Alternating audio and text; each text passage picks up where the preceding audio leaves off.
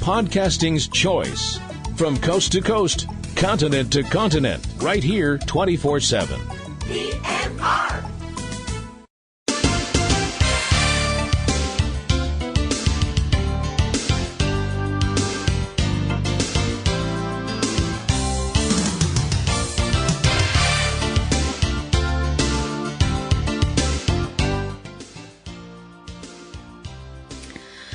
Hi guys, welcome to another week here on Ring Around The Rosie. This is Platinum Rose Lady, aka Kim Brown, aka the twit that actually runs this show.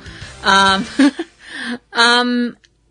sorry that I've been away for a couple of weeks and missed a lot of stuff. I really do apologize for that. We had some family stuff that we had to deal with. So, you know, that nasty old real life can come along and kind of kick your door down and blow your house to cards all to bits. We had a loss in our family.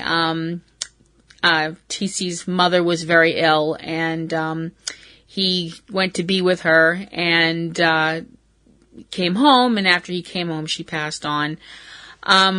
We've talked about this on our other shows a lot, and it's he's doing well. You know, he's a strong person, so he's doing well. And so I've been away for a little bit, but I'm back now.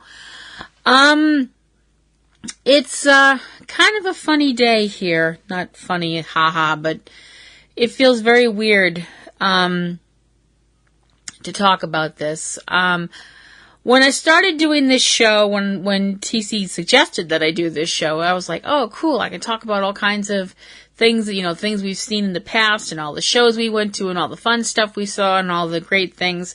And that's awesome. And I love talking about that stuff and sharing that with you guys. And that feels really cool.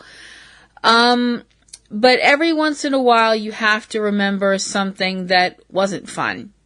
You have to remember something that it's really weird how something like this can still tear you apart. And it's almost something that happened 2 decades ago. As I'm recording this on May 23rd, 2018, this is the 19th anniversary of the death of Owen Hart.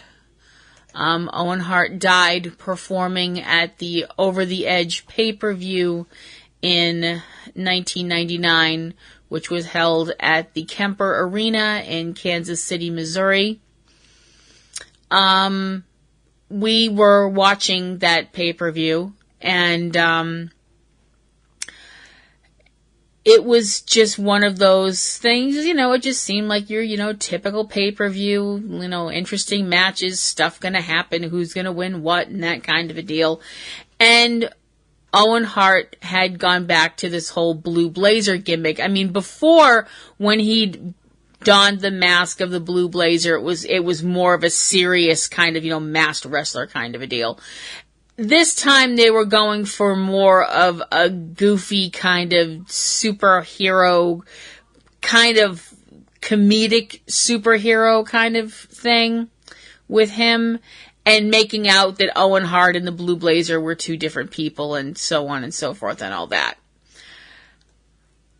They were going to do a part of the gimmick where Owen was going to be lowered to the ring on a harness, and at some point before he touched the ground, the harness was supposed to, as part of the storyline, stall, and he would drop a little bit, you know, like a few, you know, not a terrible great distance, and it would be, you know, oh, look at him fall on his face, won't that be funny?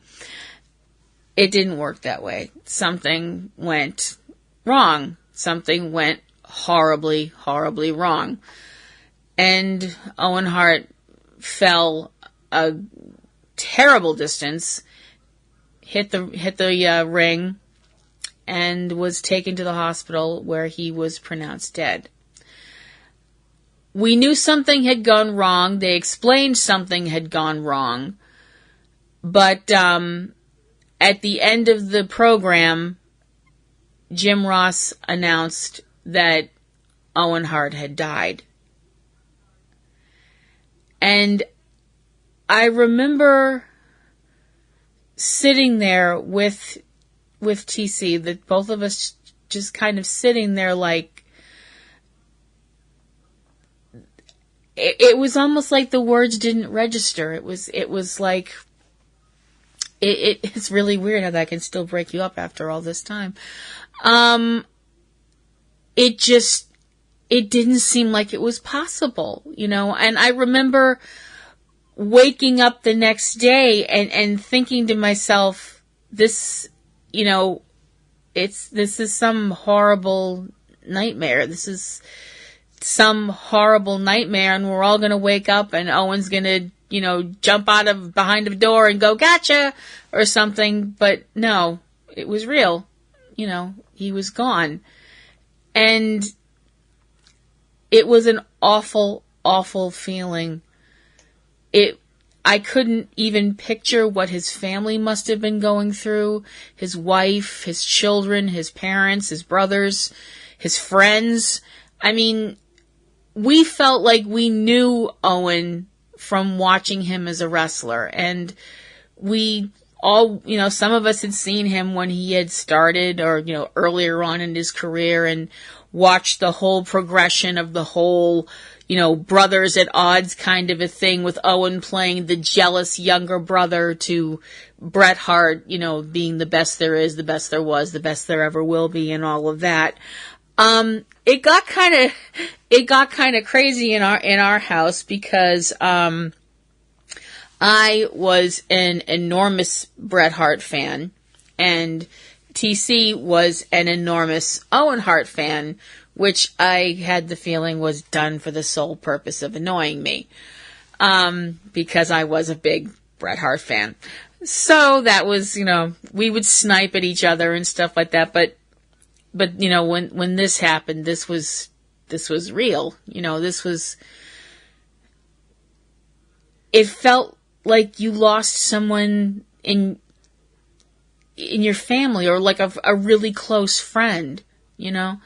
The next night they ran a tribute show called Raw as Owen, and we all tried to go on, you know, and I mean, I'm sure it was very difficult for Owen's family. I can't even imagine what it would have been like for Owen's wife and their children, or his, you know, his mom and dad and brothers, you know. A lot of controversy came out of what happened with Owen's death. The WWE, at the time WWF, made the decision to not tell the fans in the arena, which, you know, that caused a bigger problem when people who were leaving the arena walked outside and had news, you know, they had news media sticking microphones in their faces and asking, what do you think about Owen Hart dying? You know, they hadn't been told, so they're walking out and hearing this for the first time. Now, you have to remember, this is 1999, okay? This is almost 20 years ago, and I realize for some people, this is going to be kind of shocking, but there was a point in time when you didn't have your news like, you know, it wasn't the instant something happened, you got a little beep on your phone or something like that, you know? I realize I just blew some people's minds wide open. I'm sorry if I've caused a brain cramp. But a lot of people, you know, back and forth about, did the WWF make the right decision? Was it the right thing to do? I don't know. I mean, after all this time, I don't know. I still don't know. And of course, you had the people who made it even worse. You had a bad situation, and it got made even worse by people who didn't like wrestling in the first place, and used Owen's death as an excuse to rip on wrestling even further and you know, say how horrible it was and so on and so forth. I won't say their names because I won't give them any press. The thing is, when it comes to Owen, I have a very special memory of Owen Hart. And I know everybody probably does. I know everybody probably has a special memory, a special moment that meant something if you were a fan, a wrestling fan, or even whether you were a hardcore fan or a casual fan or whatever. You have a moment of, with all kinds of wrestlers that's special. I have a very special Owen Hart moment, and I want to share that with you guys. Back when we had a car, which seems like a terribly long time ago, we used to drive kind of all over the place to go to wrestling shows. Me and TC, we drove all over Massachusetts, went to a few other states, because that's the nice thing about Massachusetts. You can drive to another state in a couple of hours. Less than that if my friend Stacy's driving, because she just don't drive with her. She's a lovely person, but don't drive with her. And like I said, it's not very difficult to drive all over Massachusetts if you put your mind to it and you just head to where you're going. And the WWF at the time was putting on a show at the Cape Cod Melody Tent, which is down on Cape Cod. Duh. And we decided to go, so we went. And it was a fun show, It was a lot of fun. It was a really nice house show, nice atmosphere, lots of families, parents with young kids and stuff. So we kind of had to watch our language. I say we had to watch our language. That's a lie. I had to watch my language. TC can be a gentleman when he needs to be. I, on the other hand, swear like a trucker. But I also know when to keep my lips zipped. But the funny thing was, there was a match between Owen Hart and Hunter Hearst Helmsley. Now, at this point in time, Hunter was still doing the whole Greenwich snob gimmick. And he was a heel. Now, also at this time, Owen was a heel. So you had this situation where you had the fans kind of being like, well, what do we do now? It's that kind of, okay, both of these guys are the bad guys. We have to cheer for somebody. We can't just sit here and be like, well, let's hope they both kill each other. That's not very nice. You have to cheer for someone, or at least boo for them less than the other guy. And that night, it was Owen. The fans decided that Hunter Hearst Helmsley was that much of a dick that they were going to boo the living heck out of him and cheer for Owen like he had just, invented the cure for cancer. And the crazy thing is Owen, got in the ring, and you could tell from his body language and just, that he was all ready to go in there and be the angry heel and yell at the fans and be gruff and mean and all that kind of stuff, until he realized, oh, wait a minute, they're cheering me. They're cheering for me. I'm the good guy tonight. Oh, yay. And his whole demeanor changed. It was fascinating to watch. Just watching his body language kind of, instead of being like this hunched over an angry figure, he kind of almost shook it off like a dog shaking off water. And he just had this more kind of relaxed kind of, okay, I'm the good guy, yay me, kind of thing happening. And whenever he did a move that was, an exciting move, it would be something that as a heel, he would be very arrogant about. Instead of doing that kind of thing, he was being like, oh gosh, wasn't that awesome, guys? And everybody else the fans were cheering along, and he just was feeding off of that positive energy. And it was beautiful. I mean, it was really a beautiful experience, and I wouldn't trade it for all the money in the world. I really wouldn't. It's really funny because when I think of that night, which is how I like to remember Owen Hart, I like to remember the Owen Hart that I saw that night, the Owen Hart that looked up into the crowd and kind of had this look on his face like, okay, plan B, that, okay, I'm a face, I'm the good guy, and got this big smile on his face, and it just felt so amazing, and that's the Owen Hart that I will always, always, always remember. And there's a song by Garth Brooks that, yes, I actually do listen to Garth Brooks. I know some people's jaws just slapped against the ground because I don't look like a country music fan at all.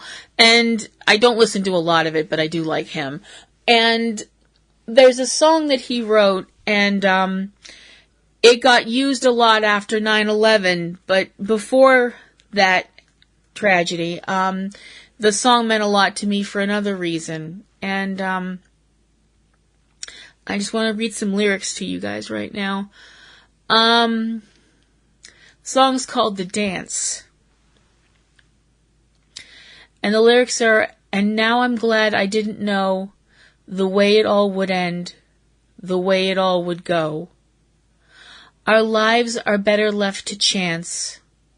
I could have missed the pain, but I'd have had to miss the dance. And that has always stuck with me and has always made me think of Owen.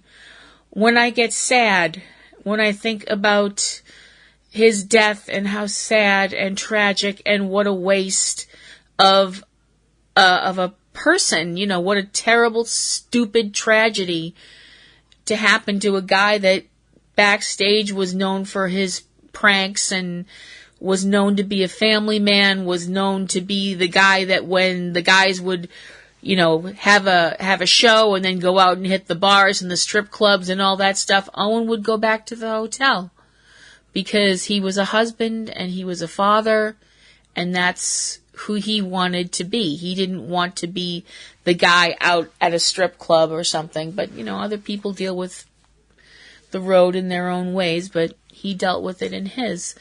And when I get sad, when I think about what we lost,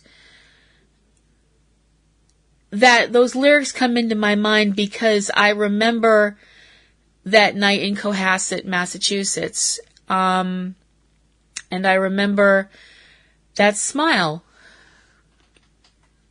And I don't feel so sad anymore. At the risk of blowing my own horn, 10 years after 10 years after the anniversary of Owen's death, I wrote a poem. I am a writer. I've never been paid, but I like to write because I have stuff in my head and I have to get it out. Believe me, you don't want to go in there. It is very dark and scary in there. And so I was thinking about Owen and I was feeling sad. And I realized why I was feeling sad was because he's still in my heart. Pardon the obvious dumb remark. So, I wrote a poem. It's not very good. Like most of my stuff, it doesn't rhyme. I'm not good at rhyming poems. I'm just not.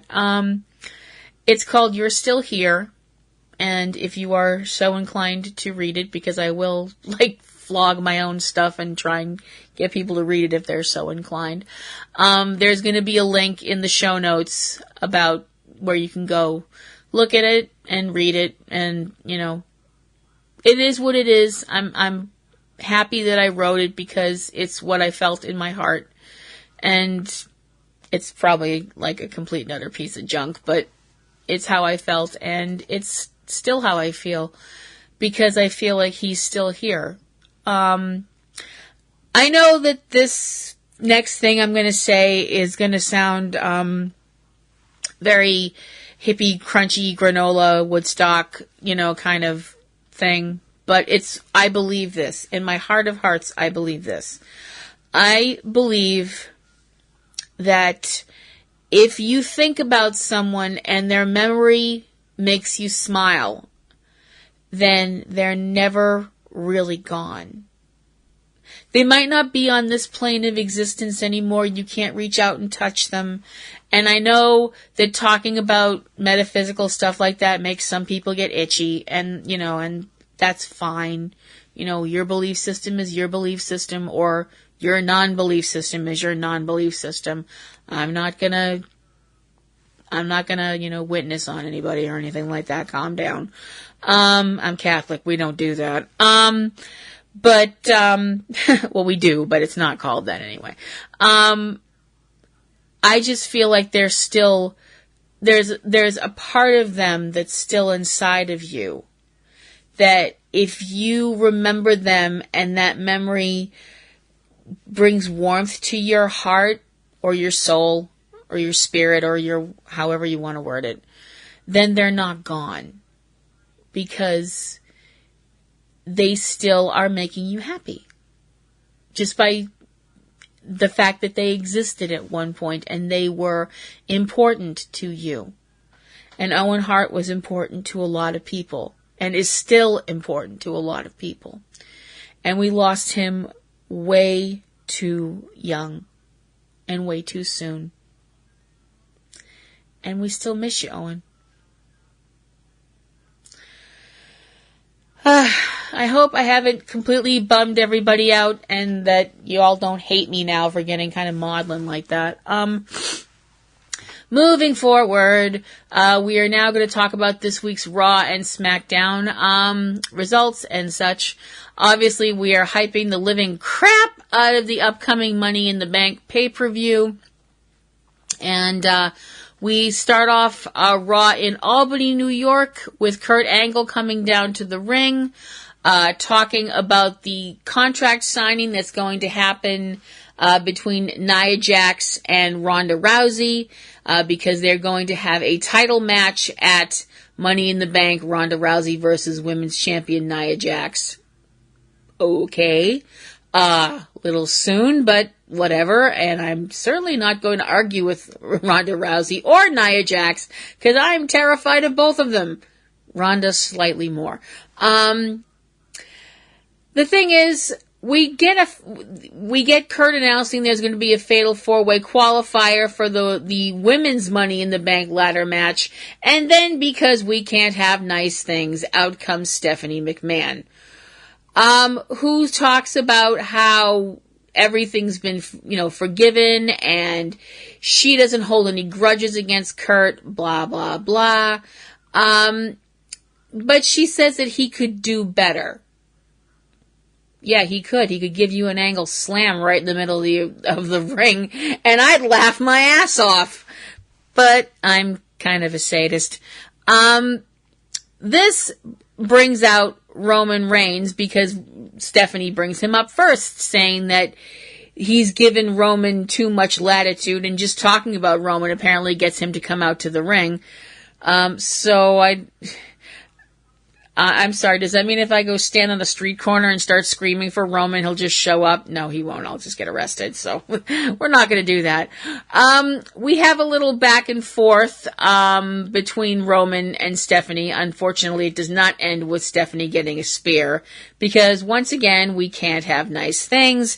And to hammer that point home even further, Kevin Owens decides to join the party, and it just continues to get more and more awkward.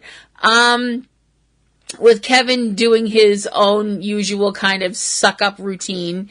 And he tries to suck up to Stephanie as well, and Stephanie's not really buying it. And she you can tell she really doesn't like either of these guys. So she decides to let them fight each other. So that's the first match of the show. Roman Reigns versus Kevin Owens. And this ends in a complete clusterfuck because Jinder Mahal decides to attack Roman from behind, which makes the referee call for the bell. So the winner is Roman Reigns by disqualification.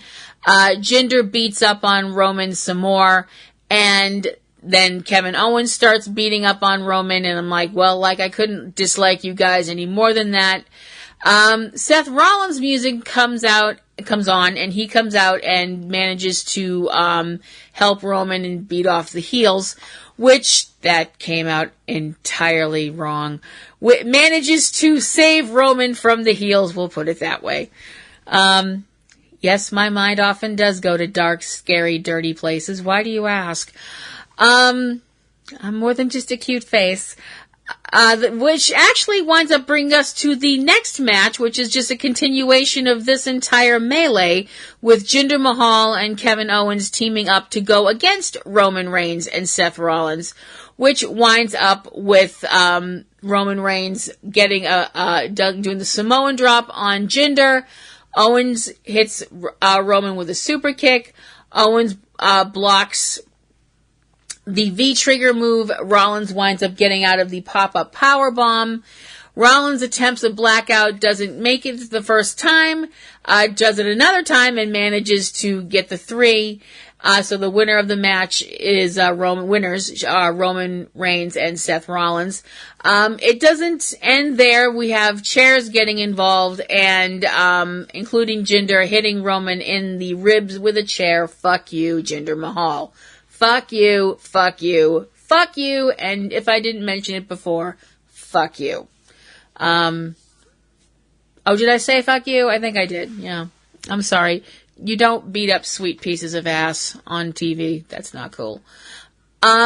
We get some look back, a little looky back at the whole interview that was done with Bobby Lashley, talking about his home life and all that good stuff like that.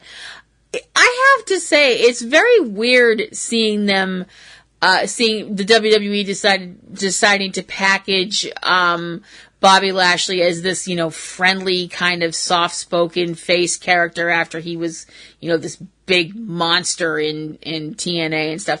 I like it. I mean, I like it because I've always liked Bobby. I think that he's a really handsome, well-spoken guy who's very muscular, and I don't have a problem with watching him at all because he's really kind of friggin' hot.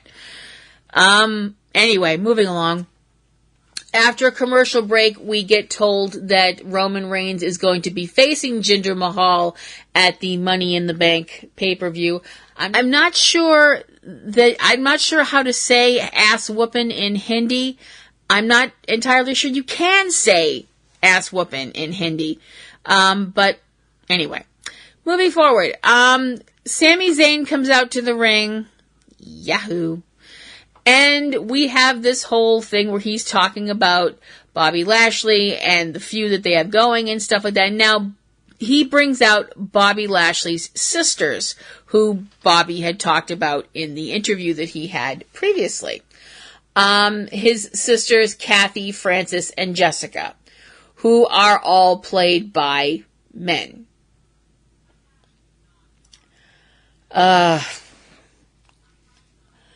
And I don't mean played by men in a good way because some men dress up as women and look amazing. I mean, like, for one person that I can think of, RuPaul, who is absolutely one of my all-time favorite people in the world and looks so much better in a dress than I do. It's really kind of sad. The sad thing is when I get dressed up like a woman, I look like a guy trying to dress like a woman, and it's really kind of sad. This whole farce goes on entirely too long. Bobby Lashley comes out to the ring and gets in the ring, and now normally you would think that Lashley would come out and have, flames shooting out of his nose or something like that he would be really pissed off. But he's smiling, he's joking along, he's actually playing along like these obviously men are his sisters, and he keeps just playing along with it and acting like it's all one big fat joke. Until Sammy gets pissed off and starts, calling Bobby names and stuff like that, and it breaks down into a complete mess with Bobby's sisters attacking him. And when Bobby starts, basically doing what Bobby Lashley does, i.e. beating the crap out of people, he winds up beating up the sisters, and it's really kind of embarrassing. Following that is the challenge that Nia made to Ronda last week. It's very odd to have the champion make the I challenge you kind of thing, but if that's what Nia wants, whatever, and it's Ronda Rousey, so, we have an interview with, Renee talking with Alexa Bliss, yippee, and talking about still, trying to play off the oh poor me kind of stuff, and that brings us to the next match of Ember Moon versus Alexa Bliss, and Alexa has Mickie James in her corner because of course she does. It winds up with Ember Moon winning after an eclipse, and following that we get Stephanie in her office, and Finn Balor and Braun Strowman come into her office. Finn says they were looking for Kurt, and Stephanie says Kurt let her borrow the office. Okay. Stephanie is obviously decides she's going to, make decisions and shit. And Braun, takes some fruit from her. Finn says that they want a match with, Dolph Ziggler and Drew McIntyre. Stephanie tells them that they're not a tag team and that they're going to be opponents at the Money in the Bank match. And, as it turns out, Stephanie decides that Finn is going to fight Braun Strowman tonight.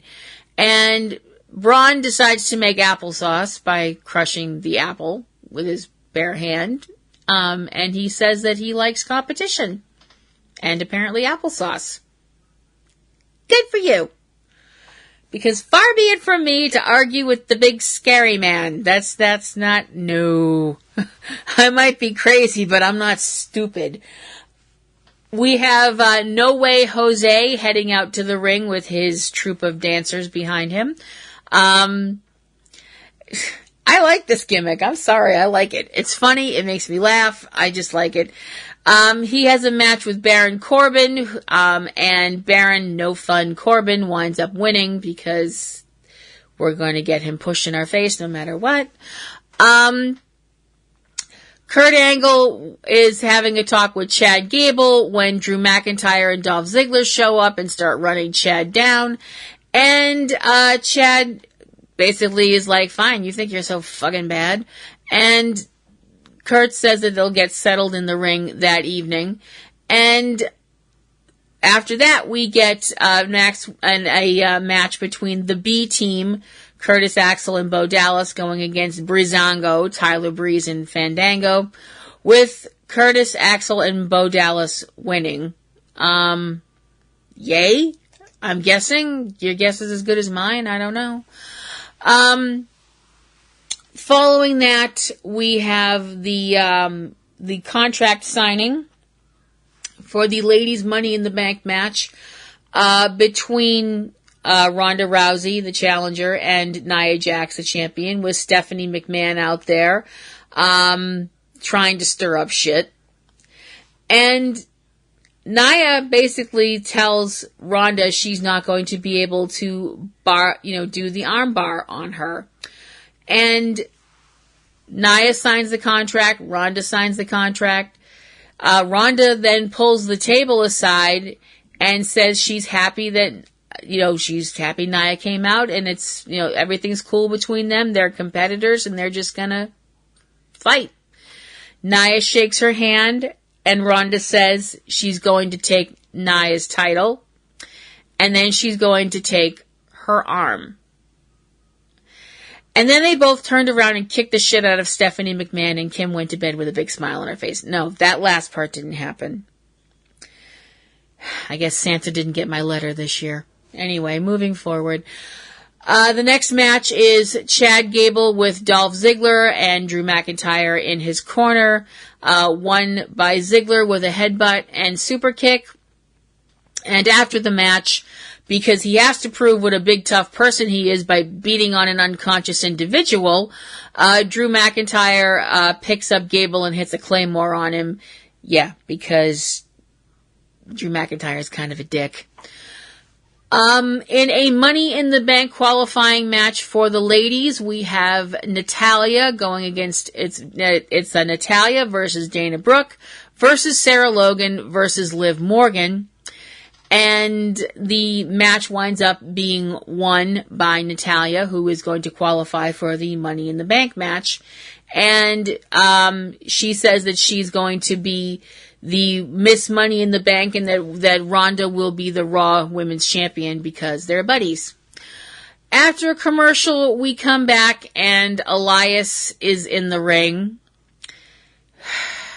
because life isn't fair sometimes. And we get a match between Bobby Roode and Elias because this feud's not going to go anywhere anytime soon.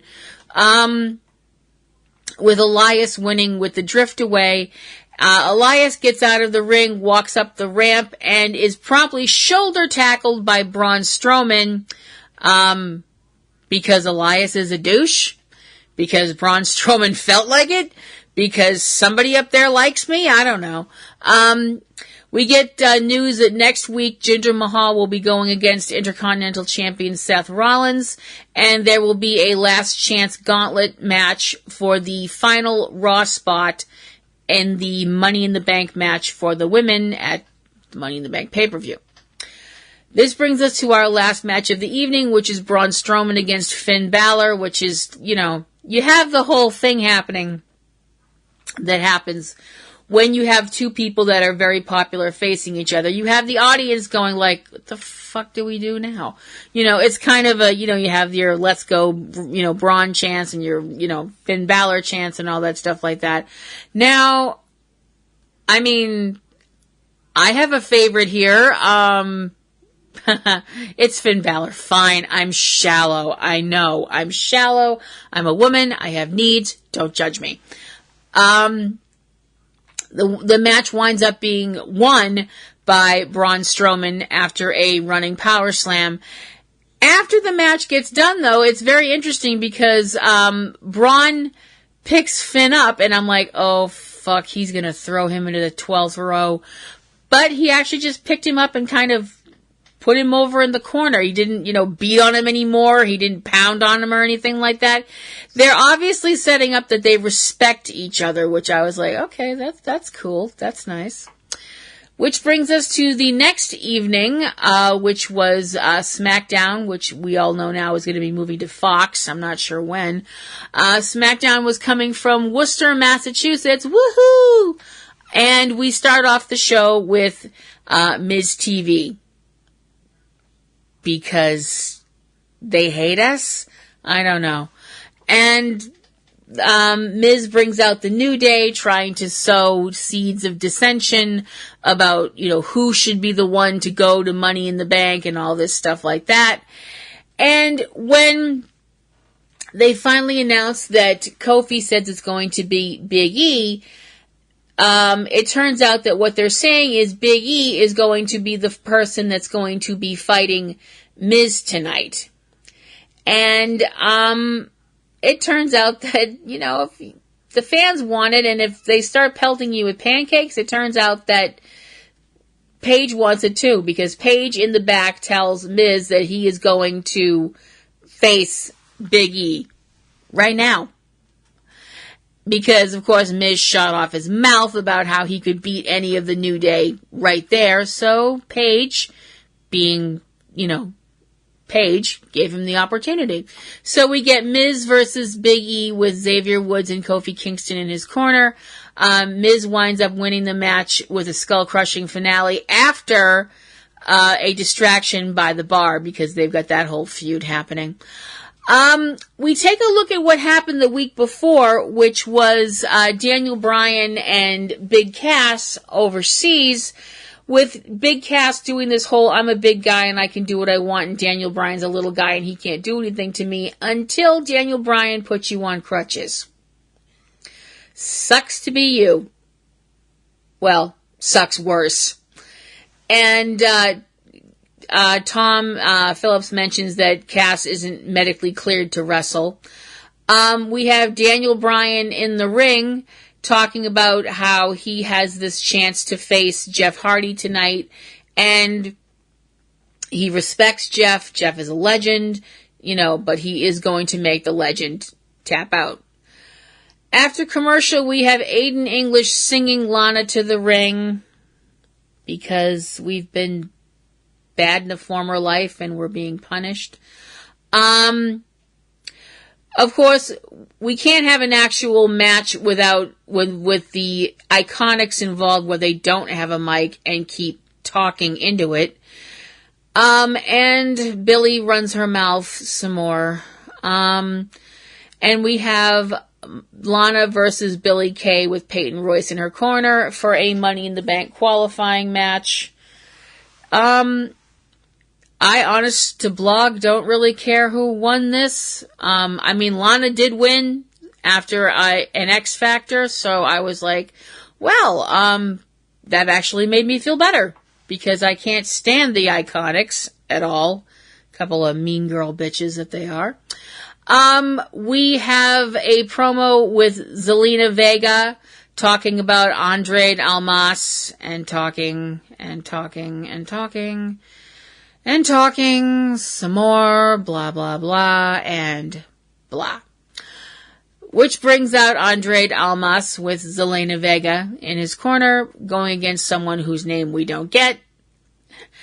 That should kind of give you an idea about what's going to happen next. And the match is won by Almas after a hammerlock DDT. Carmella decides that she's going to kick the hornet's nest and starts talking trash about Asuka because apparently Carmella's tired of having arms that work. I don't know. It's like, good grief, I knew you were trashy. I didn't realize you were stupid. Let me rephrase that. I didn't realize you were that stupid. But, whatever. In the back, we see AJ Styles heading out to the ring to find out what the stipulation for his title defense at Money in the Bank is going to be, because Shinsuke Nakamura won the match last week, and he gets to pick the stip. After a lot of jawing back and forth, Nakamura says the stipulation is going to be a pillow fight.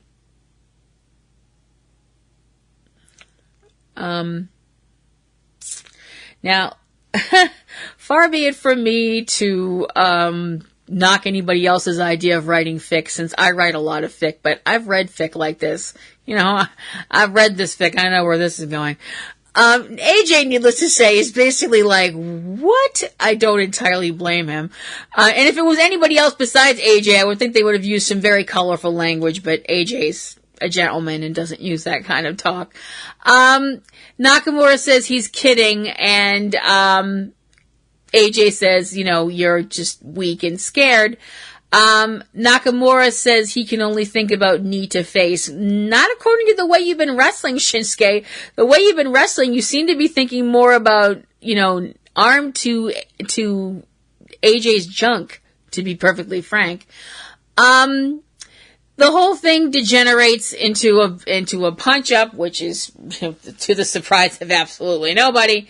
And finally, Nakamura announces that the match is going to be a last man standing match. Okay. Haven't seen one of those for a bit. I suppose it's too much to ask for that we get, blood and stuff, but probably it is, because, we don't get that kind of stuff anymore because reasons. After commercial, we have, Carl Anderson and Luke Gallows. I knew I was going to do that the second it came out of my mouth. I hate when you flip stuff around in your head. That's so annoying. And you did it too. Your brain just goes, why did you do that? Especially with them, because they're big and scary. They're talking about the Usos, and they're saying that they're respected. They respect them, but their thing is that the Usos have had their chance to fight the Bludgeon Brothers for the tag team belts, and they didn't take enough advantage. they say that they're going to be the ones to beat the Bludgeon Brothers, and Jey Uso says that this is, their this is their house. It's the Uso Penitentiary, that whole thing. And we have a match between Jimmy and Jey Uso going against Carl Anderson and Luke Gallows, and the winners will be the number one contenders for the tag team belts from SmackDown. The match is won after Gallows and Anderson hit the Magic Killer, and they wind up winning, so they are now the number one contenders. We have a Money in the Bank qualifying match for the women of SmackDown with Naomi going against Sonya Deville with Mandy Rose in her corner. And Naomi winds up winning with a roll-up after dodging a Superman punch, so Naomi is going to be qualified for the Money in the Bank match. We have an interview in the back with Jeff Hardy talking with Renee, talking about the match that's coming up, and he's very positive about it and really ready to go out there and tear the place up. We find out that Samoa Joe is going to be at ringside to watch the main event, Oh Joy, Oh Rapture, and also find out that the New Day will be facing The Bar and The Miz next week. A lot of thes in that sentence. So we have the main event for the evening, which is Jeff Hardy versus Daniel Bryan in a qualifying for the Money in the Bank match. It is a non-title match for Jeff's belt. And it's a lot of back and forth, but, both guys get in their offensive moves, and there's a lot of the usual kind of Jeff Hardy, what the hell is he doing, holy crap kind of stuff. And, the winner of the match turns out to be Daniel Bryan, because at the end of the match, Jeff Hardy goes for a twist of fate. Bryan manages to avoid it, hits a dragon screw followed by a heel hook, and does a grapevine on Jeff's leg, and Jeff Hardy winds up tapping out. So Jeff Hardy is still the United States champion. And Daniel Bryan advances to the next round in the Money in the Bank qualifying matches, which means that next week he will be facing Samoa Joe. Once the match gets over with, Samoa Joe gets into the ring, tells Daniel he doesn't understand why Daniel is celebrating because next week he has to face Samoa Joe. The whole, and his whole thing is that he's going to put Daniel Bryan to sleep and all that other stuff like that because, Joe's whole thing is that he's a badass and all that. I really don't like the way that the WWE has used Samoa Joe in their, I don't like it. I just don't like it. I can't tell you why I don't like it. I just don't. So that was Raw and SmackDown. As I said, we're heading into Money in the Bank, and they're going to keep pushing the hell out of it as much as possible. I hope you enjoyed my show this week. We're wrapping things up here for the show. If you have any questions or comments or queries or complaints or chocolate or whatever that you'd like to send my way, you can send those to platinumrosel@yahoo.com. Put Ring Around the Rosie in the header, and I will be sure to read it. And if you'd like me to read it on the air, I will. I hope you can, if you'd like, you can check out the other shows that I am involved with. Those would include Subject Cinema, which is the movie podcast that TC and I are involved with, and we've been doing for more than 10 years. Wow.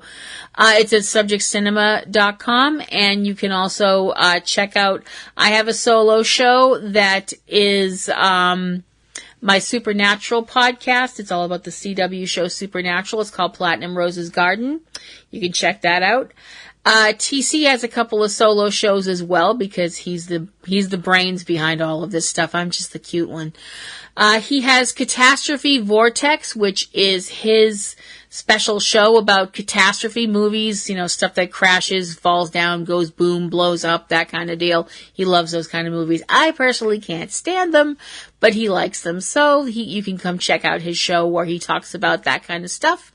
He also has 2 mini podcasts that he does, 3 Minute Weekend and Tuesday Digidex.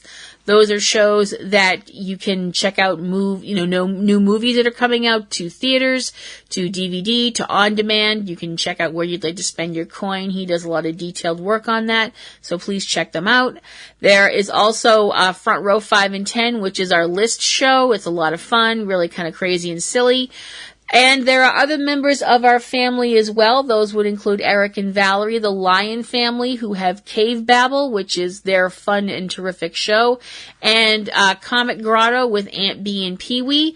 And also, if you are of a more theatrical bent, and who isn't really, you can check out our work on Manhattan Hammerdown. Manhattan Hammerdown is a dramatic reading that we all did. Everybody in our little family's part of it. It's based on the 10-year anniversary of the release of the movie Cloverfield. It's our take on what else was going on around New York the night something rose out of New York Harbor and caused all kinds of chaos and wreckage. It was a labor of love. It's a lot of fun. I think it came out really, really well. Just Google Manhattan Hammerdown and you can check out our stuff. I hope you will do so.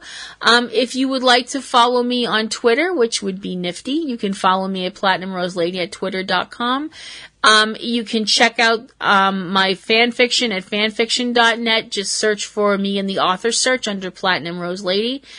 And that's going to do it here for this week on Ring Around the Rosie. I hope that you enjoyed the show, and I hope that you will be back next week. This is Platinum Rose Lady, a.k.a. Kim Brown, signing off for another week. Doodles!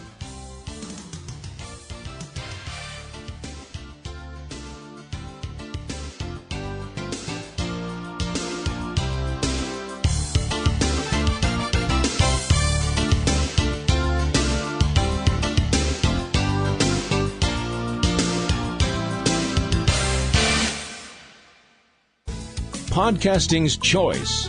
From coast to coast, continent to continent, right here 24/7.